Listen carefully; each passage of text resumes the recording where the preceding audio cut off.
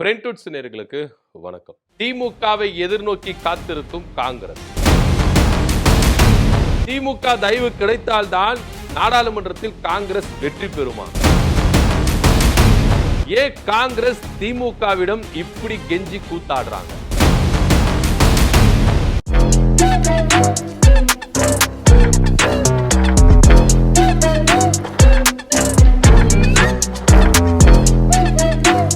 மழைக்கால கூட்டத்தொடர் இப்போ தொடங்க போகுது. இந்த நாடாளுமன்றத்துல ஆளும் தரப்பினர் பாஜகவினர் தொகுதி மறுவரைய திரும்பவும் கொண்டு வர போறாங்க, டீலிமிட்டேஷனை கொண்டு வர போறாங்க அப்படின்ற ஒரு செய்தி தான் ரொம்பவே பரபரப்பா இருக்கு.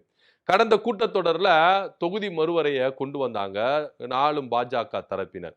ஆனா 3ல் 2 பங்கு அவங்களுக்கு கிடைச்சிருந்ததுன்னா ஜெயிச்சாங்க அப்படின்னு தான் பார்க்கணும். கிட்டத்தட்ட பார்த்தீங்கன்னா 54 வாக்கு வித்தியாசத்துல குறைவா எடுத்ததுனால பாஜகவால அந்த மசோதாவை அங்க என்ன பண்ண முடியல, இம்ப்ளிமெண்ட் பண்ண முடியல. ஸோ அதனால அந்த மசோதா தோல்வி அடைஞ்சது. இதுல பாஜக ஒரு விஷயத்தை கொண்டு வராங்க, மகளிர் இடஒதுக்கீடு அப்படின்ற பேர்ல இந்த தொகுதி மறுவரையை கொண்டு வராங்க. இப்போ எதிர்க்கட்சிகள் எதிர்த்தா மகளிர் இடஒதுக்கீட வேண்டான்னு சொல்றாங்க அப்பா எதிர்க்கட்சிகள் அப்படின்னு தான் பல பேர் என்ன பண்ணுவாங்க, எதிர்க்கட்சிகள் மேல குற்றச்சாட்டும் சுமத்துவாங்க. சோ இத புரிஞ்சுக்கிட்டு பாஜக மகளிர் இடஒதுக்கீடு அப்படின்ற பேர்ல பின்னாடி தொகுதி மறுவரையை கொண்டு வராங்க. அதாவது மகளிர் இடஒதுக்கீடை முன்னிறுத்தி தொகுதி மறுவரையை சைலண்டா என்ன பண்றாங்க, பின்னாடி கொண்டு வராங்க. இந்த சூட்சமத்தை எதிர்க்கட்சிகளான காங்கிரசும் திமுகவும் புரிந்து கொண்டு பகிரங்கமா நாடாளுமன்றத்துல தங்களுடைய வாதங்களை என்ன பண்ணாங்க, முன் வச்சாங்க. சோ எல்லாமே இது வாக்கெடுப்பு அப்படின்ற ஒரு விஷயத்துல வரும்போது இங்க 54 வாக்கு குறைவாக பாஜக பெற்றதுனால அங்க என்ன பண்ணது, அந்த மசோதா தோல்வி அடையுது. சோ அது அப்படியே முடிஞ்சது. அதுக்கப்புறம் இப்போ திரும்பவும் மழைக்கால கூட்டத்தொடர்ல அந்த தொகுதி மறுவரைய இப்போ பாஜக கொண்டு வர போறாங்க. இங்க ட்விஸ்ட் என்ன அப்படின்னா, கடந்த கூட்டத்தொடர்ல எல்லா எதிர்க்கட்சிகளும் ஒன்னா இருந்தாங்க. நீங்க காங்கிரஸ், திமுக, அதே போல தேசியவாத காங்கிரஸ், திரிணாமுல் காங்கிரஸ், உத்தவ் தாக்கரே போன்றவங்க எல்லாருமே என்ன பண்ணாங்கன்னா ஒற்றுமையா இருந்தாங்க. அதாவது இங்க தமிழ்நாடு சட்டமன்ற தேர்தல் முடிஞ்ச பிறகு பல எதிர்வினைகளை என்ன பண்ணாங்க, எதிர்க்கட்சிக்குள்ளே நடந்தது. சோ இதனால இந்தியா கூட்டணி அப்படின்ற ஒரு கூட்டத்தை கூட்டினாங்க. சோ இந்தியா கூட்டணி மூலமா அந்த கூட்டத்துல காங்கிரஸுக்கு எதிராகவே பலரும் என்ன பண்ணாங்க, கருத்துக்களை முன் வச்சாங்க. இவங்களுடைய அந்த அணுகுமுறை சரியில்லை, காங்கிரஸ் ஒவ்வொரு மாநில தேர்தலையும் அவங்களுடைய அணுகுமுறை சரியில்லை அப்படின்ற ஒரு குற்றச்சாட்டை எல்லா கட்சிகளும் முன் வச்சாங்க. குறிப்பா தமிழ்நாட்டுல திமுக காங்கிரஸ் கூட்டணி முறிவு அப்படின்ற ஒரு நிலைமைக்கு வந்தது. இது டெல்லியில எதிரொலிச்சது. தமிழ்நாட்டில தானே இந்த கூட்டணி, டெல்லியில என்ன செய்ய போகுது அப்படின்னு அசால்ட்டா நினைச்சு காங்கிரஸ் என்ன பண்ணாங்க, துணிஞ்சு திமுகவோட உறவை முறிச்சாங்க. ஆனா இது டெல்லி வரைக்கும் எதிரொலிச்சது. டெல்லி வரைக்கும் எதிரொலிச்சதை விட மற்ற கட்சிகளையும் இது பாத்தீங்கன்னா பயங்கரமா பரவ ஆரம்பிச்சது. இது திமுக காங்கிரஸ் இவங்க 20 வருஷம் கிட்ட கூட்டணி வச்சிருப்பாங்களா, அவங்களுக்கே இவ்வளவு பெரிய ஆப்பு வச்சாங்களே, நமக்கெல்லாம் எந்த ரேஞ்சுக்கு அப்படின்ற ரேஞ்சுக்கு பல பேர் என்ன பண்ணாங்க, யோசிக்க ஆரம்பிச்சாங்க. சோ இதனால காங்கிரஸ் மேல ஒரு தப்பான அபிப்பிராயம் உண்டாகுச்சு. காங்கிரஸ அவங்க நம்பவே கூடாதுப்பா, அவங்க மேல நம்பிக்கை இல்லை அப்படின்ற ரேஞ்சுக்கு இங்க வந்தது. சோ இப்ப என்ன விஷயம் அப்படின்னா, இப்ப திரும்பவும் பாஜக என்ன பண்றாங்கன்னா, எதிர்க்கட்சிக்குள்ள ஒரு ஒற்றுமை இல்ல. ஏன்னா இப்ப நீங்க தேசியவாத காங்கிரஸ் அதுவும் பிளவுபட்டு போச்சு. இன்னும் சொல்ல போனா ரொம்ப ஸ்ட்ராங்கா இருந்த திரிணாமுல் காங்கிரஸ்ல பல பிரிவுகள் வந்திருக்கு. மம்தா பானர்ஜி தனிமையா விட்டுட்டு பல பேர் என்ன பண்ணாங்க, பிரிஞ்சு வந்துட்டாங்க.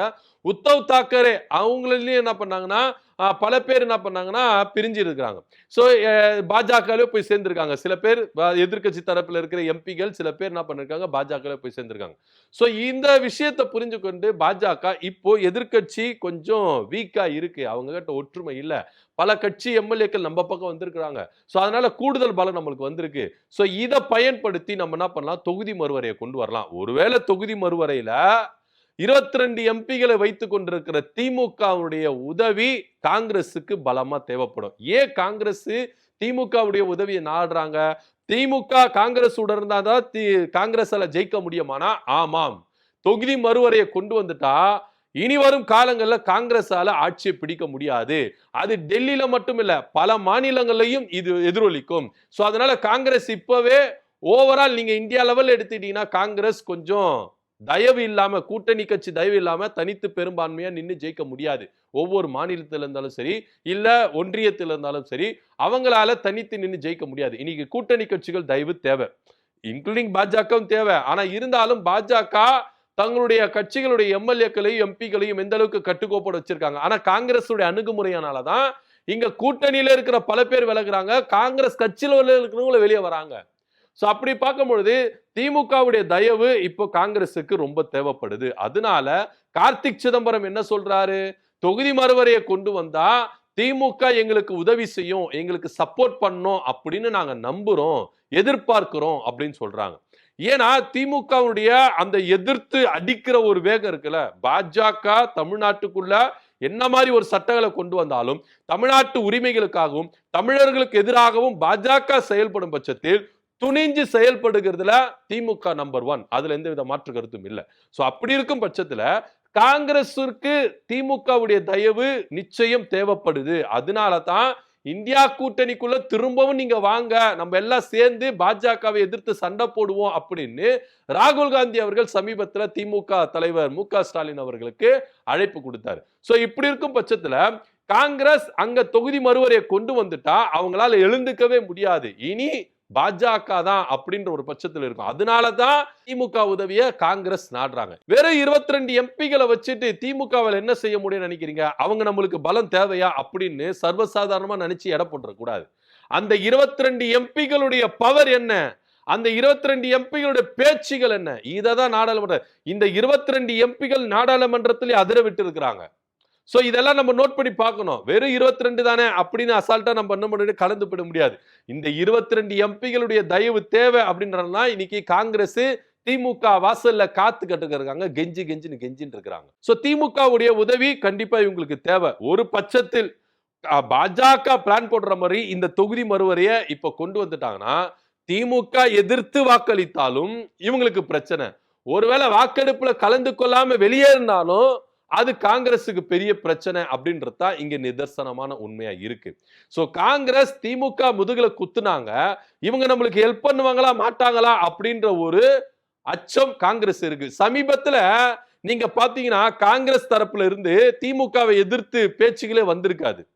நீங்க நல்லா நோட் பண்ணி பாருங்க. இதுக்கு முன்னாடி திமுகவை பத்தி ஏகப்போக பேச்சுகள் வந்திருக்கும். மாணிக்கம் தாகூர் உட்பட, விஸ்வநாதன் உட்பட எல்லாருமே காங்கிரஸ் திமுக வந்து என்ன பண்ணாங்க, எதிர்த்தாங்க. ஆனா சமீப காலமா திமுகவோட ஏன் எதிர்க்க மாட்டேங்கிறாங்க? ஏன் காங்கிரஸ் திமுகவோட ஒரு இணக்கமா இருக்கிறாங்க? ஏன்னா நாடாளுமன்றத்துல திமுகவுடைய உதவி காங்கிரஸுக்கு தேவைப்படுது அப்படின்றதுதான் நிஜம். சோ இந்த காரணமா வச்சுதான் தமிழ்நாட்டுல காங்கிரஸ் கொஞ்சம் என்ன பண்றாங்க, திமுக கிட்ட கொஞ்சம் பதுங்குறாங்க அப்படின்றதையும் இங்க நம்ம நோட் பண்ணி பார்க்கணும். சோ இப்ப திமுக தலைவர் மு.க. ஸ்டாலின் அவர்கள் ரொம்ப தெளிவா சொல்லிட்டாரு. தமிழ்நாட்டுக்கு ஒரு பிரச்சனைனா, தமிழ்நாட்டு உரிமைகளுக்கு ஒரு பிரச்சனைனா, தமிழ்நாட்டு மக்களுக்கு ஒரு பிரச்சனைனா முதல்ல வந்து நிக்கிறது இந்த திமுக தான், இந்த மு.க. ஸ்டாலின் தான்.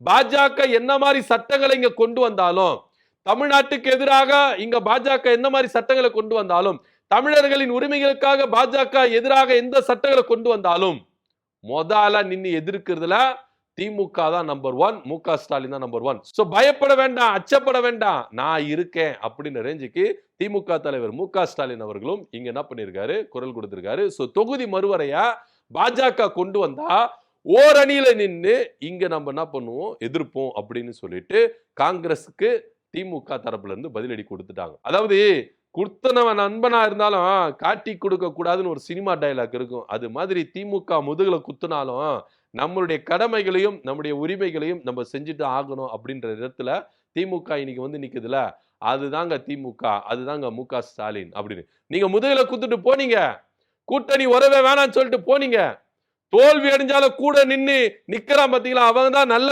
தோழன். ஆனா நீங்க என்ன பண்ணீங்க, தோத்துட்டேன் அப்படின்னு சொன்னீங்க, கழட்டி விட்டுட்டு அந்த தோல்விக்கு பொறுப்பேற்காம நீங்க பாட்டுன்னு போனீங்கல்ல வெற்றியை நோக்கி. இன்னைக்கு யார் உங்களுக்கு வந்து உதவி செய்யறா, யார் வந்து உதவி நிக்கிறா, அதை எண்ணி பார்க்கணும். அதான் அது பயங்கரமான விஷயங்கள்லாம் இருக்கு. சோ இப்ப திமுக தொகுதி மறுவரைக்கு எதிராக குரல் கொடுக்கும், அதுல எந்த வித பயப்படவும் வேண்டாம், அச்சப்பட வேண்டாம் அப்படின்னு திமுக தரப்புல இருந்து கொடுத்திருக்காங்க.